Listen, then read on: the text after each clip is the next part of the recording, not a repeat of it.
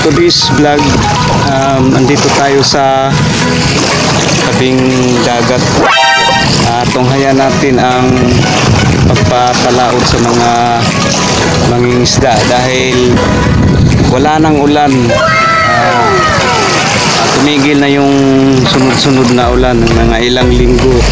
So ngayon wala nang ulan, may nagpapalaot na. So tulungan natin. Yun ang explore natin sa dito sa karagatan. Okay lang to, mahangin pero wala nang ulan. So tulungan natin para sa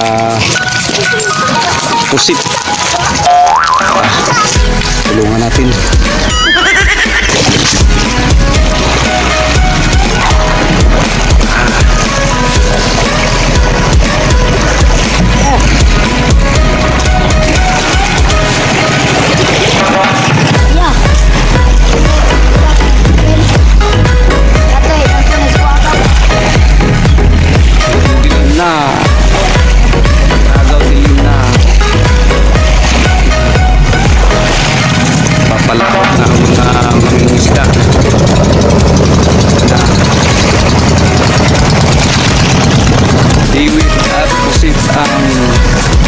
Panghuli.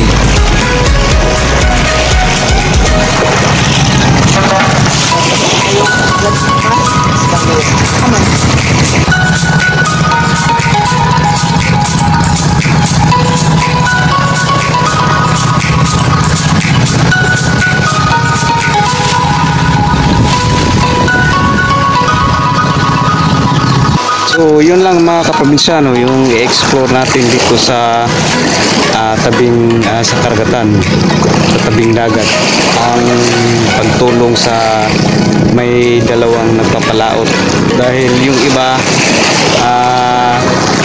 masid-masid muna kasi yung gasolina hindi basta-basta.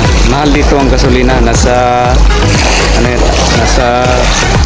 50 ganun, 50-60 o 75 pa yata yung litro ng gasolina. Kaya yung iba nagmasid-masid pa yung unang magpapalaot. Kung magandang huli, sa sunod araw na naman magpapalaot. So ayan, medyo okay na yung panahon, wala nang ulan. Sana tuloy-tuloy na yung magandang panahon, makapagpalaot na. Hindi na ating karagatan, hindi na masyadong malabo. So yun lang mga kaprobinsyano. Thank you for watching. Don't forget to subscribe to Gas TV channel. Don't forget to like and comment, share, and push the notification bell para lagi kayo updated sa mga video. So bye bye.